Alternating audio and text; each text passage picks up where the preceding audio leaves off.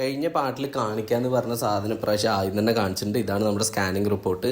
ഇപ്പോൾ ഇത് നോക്കുമ്പോൾ എനിക്കൊന്നും പറഞ്ഞുതരാൻ അറിയുന്നില്ല. അന്നൊക്കെ എനിക്ക് അറിയായിരുന്നു ആ ടൈമിൽ. പക്ഷേ ഇത് അറിയുന്നവർ കാണിച്ചാൽ ഇതൊന്ന് പോസ് ചെയ്ത് കഴിഞ്ഞാൽ എന്തിനാണ് നമ്മൾ സെപ്റ്റോപ്ലാസ്റ്റിയും കോങ്കോപ്ലാസ്റ്റിയും ചെയ്തതെന്നുള്ള ഒരു ഐഡിയ കിട്ടും കേട്ടോ.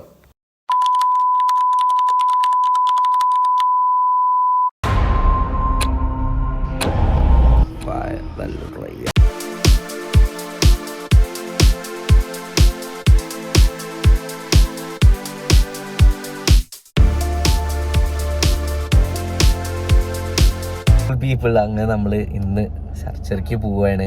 അങ്ങനത്തെ പരിപാടി നമുക്ക് നോക്കാം. എക്സൈറ്റഡ് പീപ്പിൾ അങ്ങ് നമ്മൾ അസൻറ്റിലെത്തിയിട്ടുണ്ട്. ഇനി ഒരു വൈകുന്നേരമാണ് സർജറി ഉള്ളത്. 9 മണി മുതൽ നമ്മളൊന്നും കഴിക്കാൻ പാടില്ല. ഈ വീഡിയോ നിങ്ങൾ ആദ്യമായിട്ട് കാണുന്ന വെച്ചാൽ ഇതിന് പാർട്ട് 1 ഉണ്ട്. അതിൽ ഞാൻ ഡീറ്റെയിൽ ആയിട്ട് എന്താ കാര്യങ്ങൾ എന്നൊക്കെ പറയുന്നുണ്ട്. ഇതതിൻ്റെ കണ്ടിന്യൂഷൻ വീഡിയോ ആണ്.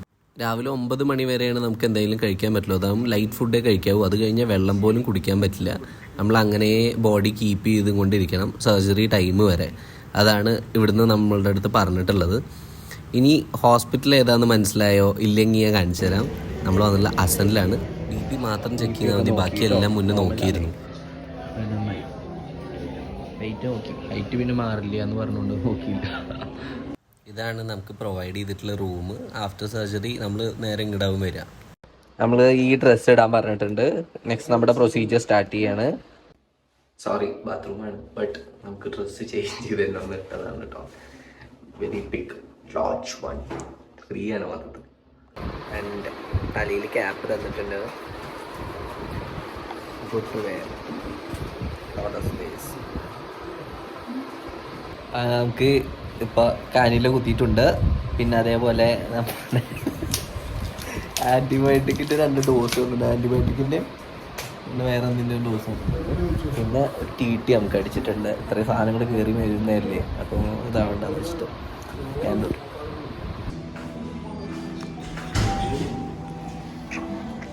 സമയത്തൊക്കെ കുറച്ച് വായൊക്കെ ഡ്രൈ ആയി തുടങ്ങിയിട്ടുണ്ടായിരുന്നു കേട്ടോ. അപ്പോൾ നമുക്ക് എന്തായാലും സർജറി കവർ ചെയ്യാൻ പറ്റില്ല. കവർ ചെയ്തിട്ടുമില്ല, കവർ ചെയ്യാൻ പറ്റൂല. അപ്പോൾ അതുകൊണ്ട് ഞാൻ ജസ്റ്റ് ഒരു ഇമേജ് വെച്ചിട്ട് ഞാൻ കാര്യങ്ങൾ പറയുകയാണ്. ലാസ്റ്റൊക്കെ ആയപ്പോൾ ഞാൻ ഏകദേശം അറിഞ്ഞിട്ടുണ്ടായിരുന്നു എന്തൊക്കെയോ ചെയ്യണതൊക്കെ. പക്ഷെ വേദനയൊന്നും ഉണ്ടായിരുന്നില്ല. ബട്ട് പെട്ടെന്നായിരുന്നു കേട്ടോ കാര്യങ്ങൾ. ഒന്നിനും ഡിലേ ഉണ്ടായിരുന്നില്ല. നമുക്ക് സമയം ആയതേ അറിഞ്ഞില്ല, സർജറി കഴിഞ്ഞതും അറിഞ്ഞില്ല എന്ന് പറഞ്ഞ പോലെ പോയ ആൾ വേഗം റൂമിലേക്ക് വന്നു. അങ്ങനെ ഭയങ്കര സിമ്പിളായിട്ട് കഴിഞ്ഞ പോലെ എനിക്ക് തോന്നി കേട്ടോ സർജറി.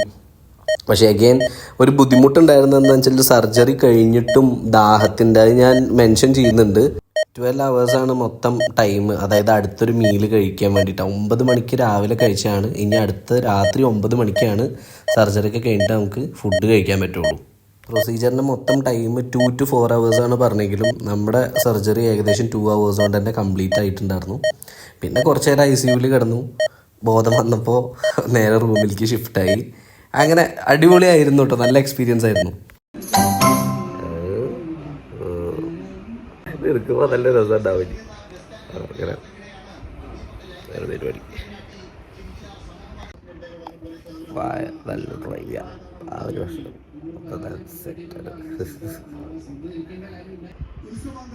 അതിൽ ഇങ്ങനെ കളിക്കുക അടിപൊളിയാണ്.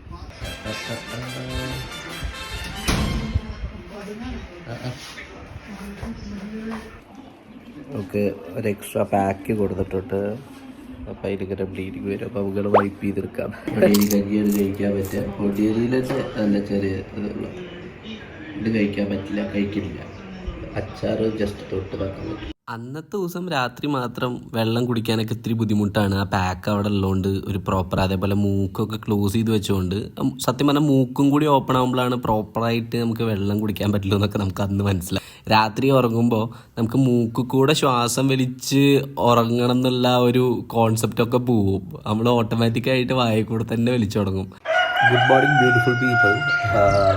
ഇത് പറയുന്നത് എന്താ അറിയുക, ഇത് സലൈവയാണ് കേട്ടോ.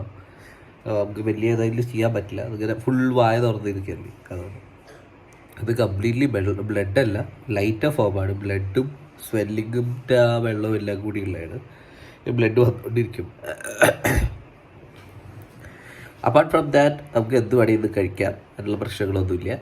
കുറച്ച് കഴിഞ്ഞാൽ ഈ പാക്ക് റിമൂവ് ചെയ്യും. പാക്ക് റിമൂവ് ചെയ്തിട്ട് ബ്ലീഡിങ് ഓവർ ഇല്ലാന്നുണ്ടെങ്കിൽ നമുക്ക് ഡിസ്ചാർജ് കിട്ടും. 2 ദിവസത്തെ പരിപാടിയുള്ളൂ.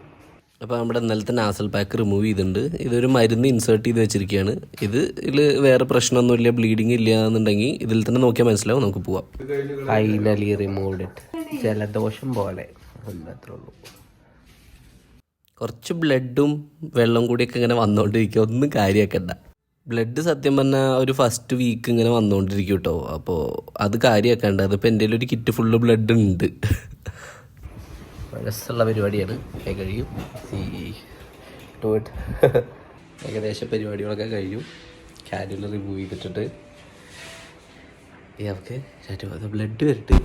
ബ്ലഡ് അല്ല ആക്ച്വലി, അതൊരു ബ്ലഡും നീരും കൂടി ഉള്ളൊരു സംഭവമാണ്. അപ്പം അതിങ്ങനെ ഇടയ്ക്ക് ഓഫ് ചെയ്തത് ഒരാഴ്ച ഇങ്ങനെ ഉണ്ടാവും മാക്സിമം. അപ്പോൾ നമ്മളൊരു 2 ആഴ്ച കണക്കാക്കുക ഫസ്റ്റ് മൊത്തത്തിൽ. ഒരാഴ്ച തീരെ പുറത്തിറങ്ങാൻ പറ്റില്ല. ബൈ ബൈ ആസൻ, ബൈ ബൈ ബെറ്റ. It was so good. സത്യം പറയാലോ, ഭയങ്കര കോപ്പറേറ്റീവ് ആയിട്ടുള്ള എംപ്ലോയീസും നല്ല ഹോസ്പിറ്റലും നല്ല ട്രീറ്റ്മെൻറ്റും കാര്യങ്ങളൊക്കെ ആയിരുന്നു. ഇനി ഫർദർ കുറച്ച് കാര്യങ്ങളും കൂടിയും നടന്നിട്ടുണ്ട്, കുറച്ചും കൂടിയും പ്രോസസ്സും കാര്യങ്ങളൊക്കെ. അപ്പോൾ അതെന്താണെന്ന് അറിയാൻ ഒരു അടുത്ത പാർട്ടിലേക്ക് വെയിറ്റ് ചെയ്യുക. സബ്സ്ക്രൈബ് ചെയ്യാത്തവരുണ്ടെങ്കിൽ സബ്സ്ക്രൈബ് ചെയ്യുക. നമ്മുടെ ചാനൽ ഒന്ന് ഗോ ത്രൂ ചെയ്ത് എന്താണ് നമ്മുടെ കണ്ടന്റ് എന്നുള്ളൊരു ഐഡിയ കിട്ടും. അപ്പോൾ ഓക്കെ, ബൈ.